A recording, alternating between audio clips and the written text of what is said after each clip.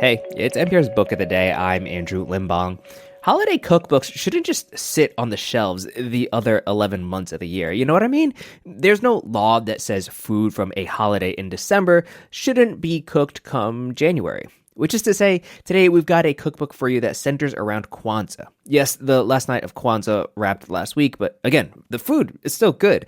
The book is called A Kwanzaa Keepsake and Cookbook by Jessica B. Harris. It was actually originally written in 1995, but has since been updated, and at the beginning of the holiday, Harris spoke with Here Now Scott Tong about how Kwanzaa is not Christmas, it's not Hanukkah, it is its own thing with its own traditions and meals, including some sweet potato fritters that I might actually try out later this week. All right, that interview's coming up. This message comes from Bluehost. Got great ideas but no idea how to build a website? Get Bluehost. Their AI builds your WordPress site in minutes, and their built-in tools optimize your growth. Don't wait. Visit Bluehost.com now.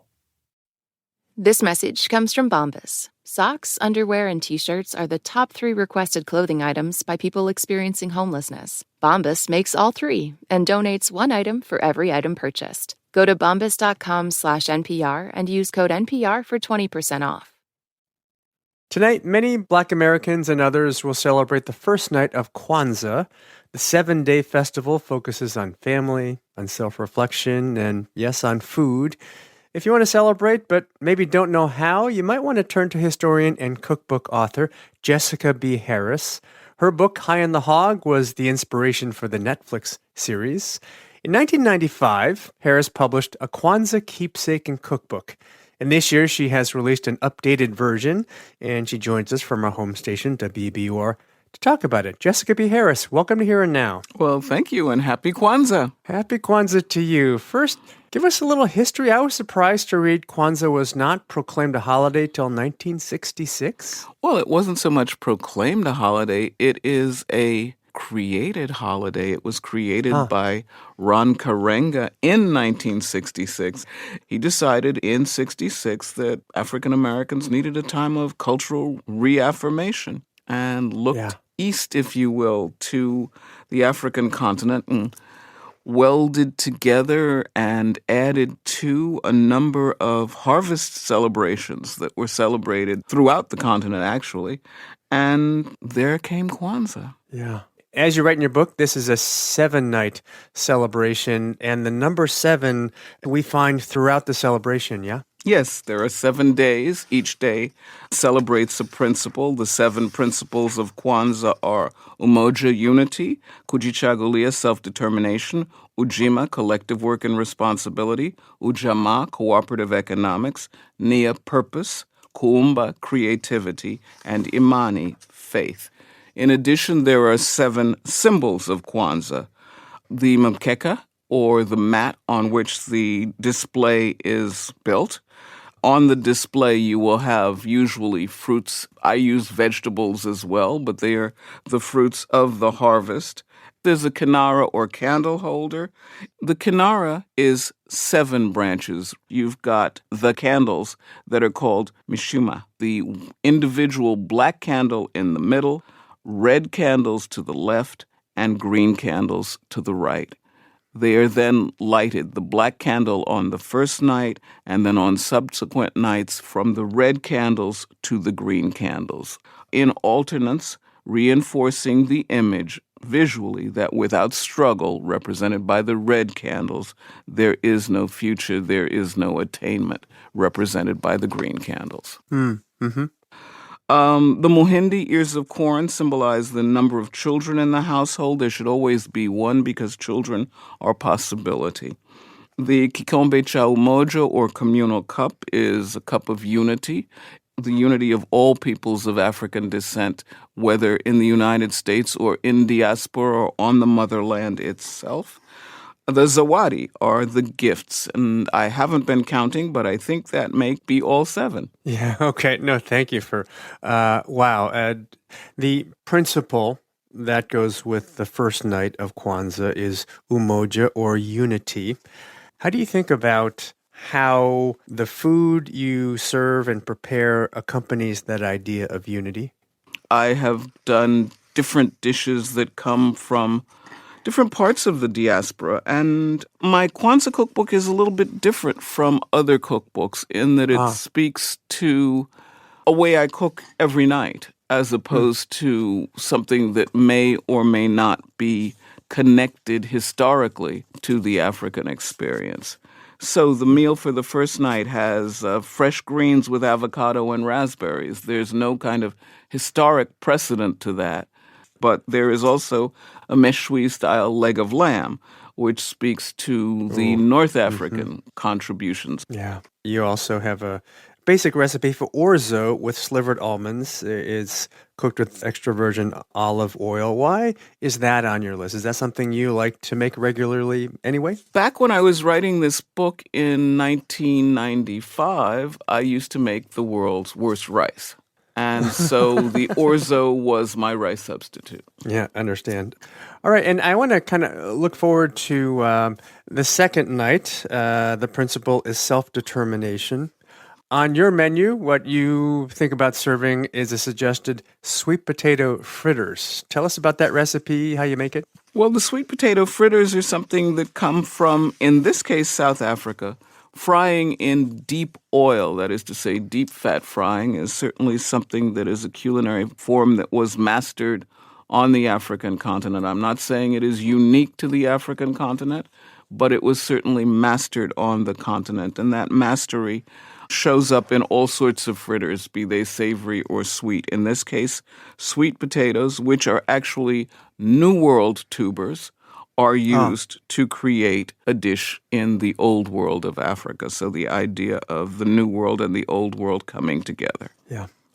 How else can families observe night two where the focus is self-determination? Are there other practices, things people can think about doing? Well, the book is organized in such a way that for each of the nights, there are ancestors that I call out that represent that particular virtue. In the case of the second night, I talk about Chaka Zulu of South Africa, Zumbi of Palmares in Brazil, Nanny of the Maroons in Jamaica, Singbe of the Amistad in the United States. And then the new thing in this book, this version of the book, is I added an LGBTQ plus person to each night. So for this night, it's Gladys Bentley of the United States. And so on each night, I talk about those who fought and died defending themselves, determining their destinies, and forging their futures and our own.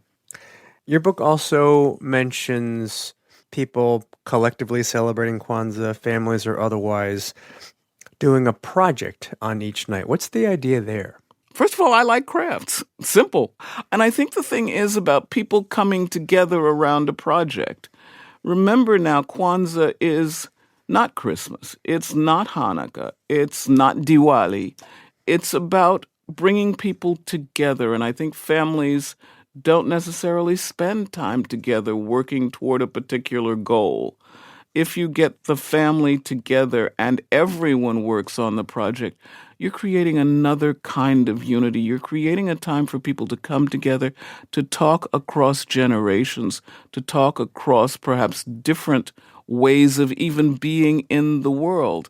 And hopefully in that coming together, they'll be able to find common ground, whether it is in a nuclear family. I'm an only child, so not only do I not have a family per se, I don't have sisters, I don't have nieces, I don't have nephews. So my family is my community. And the bringing together of that community and other communities, both like and unlike, is part of what I think the virtue of Kwanzaa is. Yeah. Boy, I love that. Finally, I did want to ask you about something you make clear in the book, that, as you write, there is flexibility in observing Kwanzaa. You make space for families to add their own traditions. Help us understand this concept that there is a lot of flexibility in all of this. Well, that's not necessarily the absolute rule of Kwanzaa. That is my Kwanzaa. I'm African American. I improvise on everything. I write recipe, but I can't follow my own recipes. I improvise. So the bottom line is this is my improvisation with an encouragement to others to equally improvise. If you had this world without the improvisation of African Americans, it would be a sad and sorry place. We'd have no tap dancing. We'd have no jazz. We'd have no salsa. We'd have no current street fashion. We'd have no language as we use it. African Americans, by nature, if you will, improvise. We improvise, we ring in the changes, we do our own jazz riffs on pretty much everything that we come in contact with. And the world, and I think equally Kwanzaa, will be very much the better for our improvisations. We've been talking Kwanzaa traditions and food with Jessica B. Harris. She's the author of A Kwanzaa Keepsake and Cookbook, celebrating the holiday with family, community, and tradition. Jessica B. Harris, thank you so much for this. Thank you so much, and happy Kwanzaa.